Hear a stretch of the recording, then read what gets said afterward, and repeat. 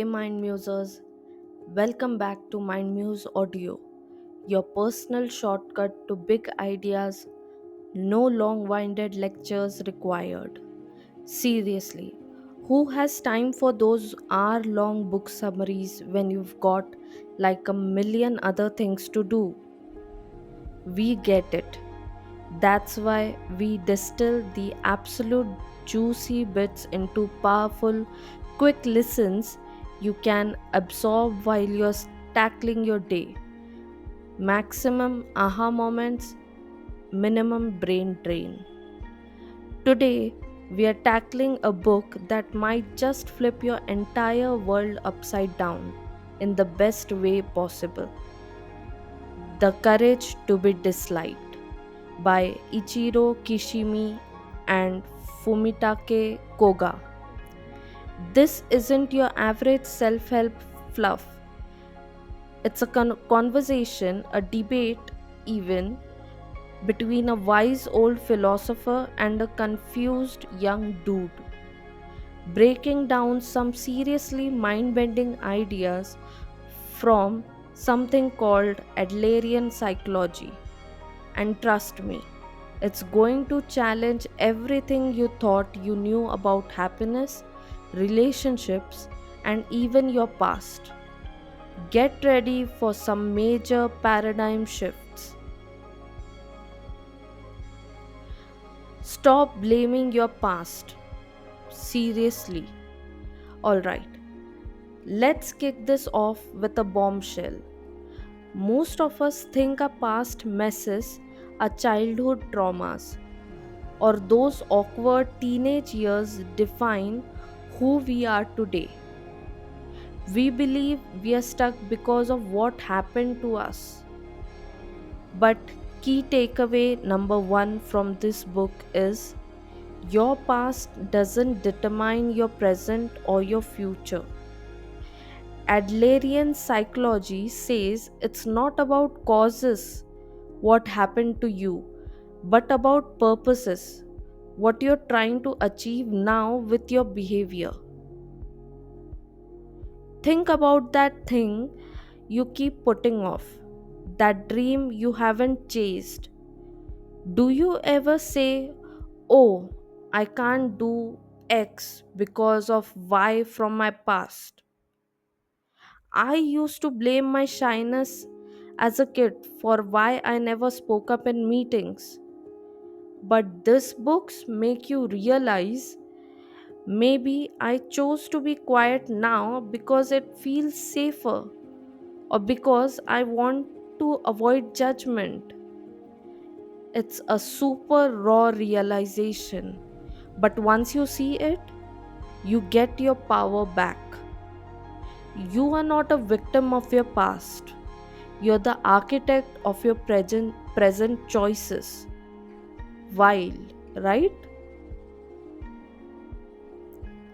It's all about purpose, not cause.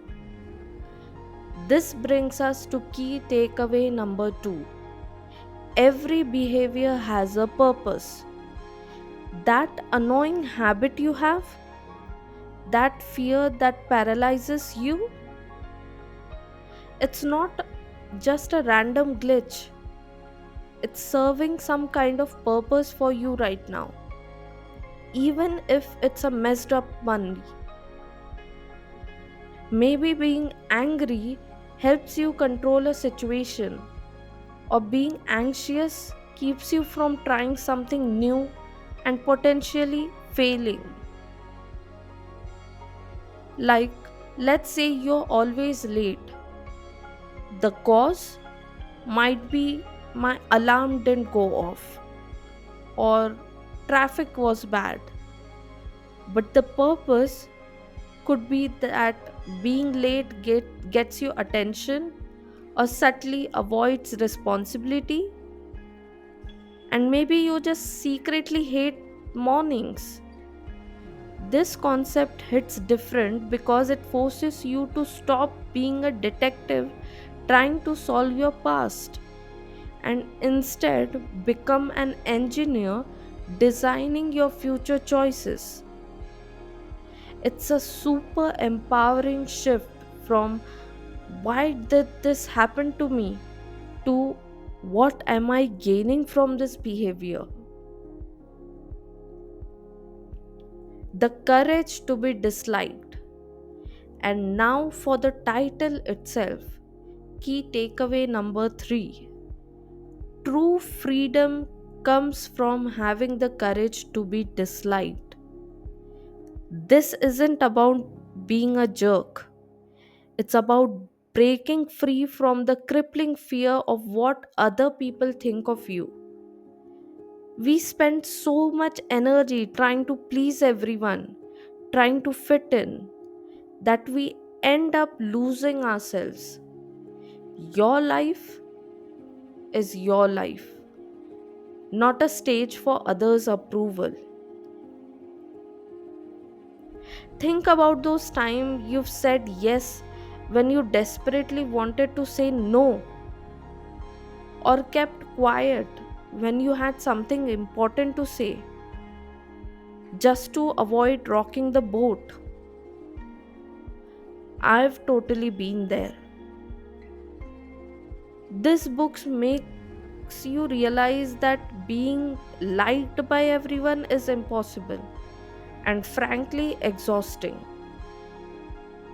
When you stop seeking external validation, when you have the courage to be disliked, you finally get to live authentically. It's like shedding a heavy cloak you didn't even realize you were wearing. All problems are interpersonal relationships problems. Here's another mind bender. Key takeaway number 4. All your problems are, at their root, interpersonal relationship problems. Sounds wild, right? But the idea is that even if you're struggling with work or money or your own self worth, it's often tied to how you relate or don't relate to other people, or even how you relate to yourself as another person. Take anxiety for example. Often it's tied to a fear of what others think or not measuring up to societal standard, or procrastinations. Maybe it's tied to avoiding conflict with boss or the fear of letting someone down. This doesn't mean it's their fault. It means your problems are often solved by adjusting your approach to how you connect, interact, and show up in the world with others and for yourself. It's it shifts the focus from what's wrong with me to how can I relate differently. Separation of task. Stay in your lane. This concept is a game changer for boundaries and peace of mind. Key takeaway number 5. Practice the separation of task. Figure out whose task something really is. If the outcome of the task ultimately falls on you, it's your task. If it falls on someone else, it's their task. And you need to let go of their task. This is about knowing what you can control and what you can't. For instance, it's your task to prepare for a presentation, but it's not your task to control whether your audience likes it. It's your task to invite a friend out. It's not your task to make them say yes.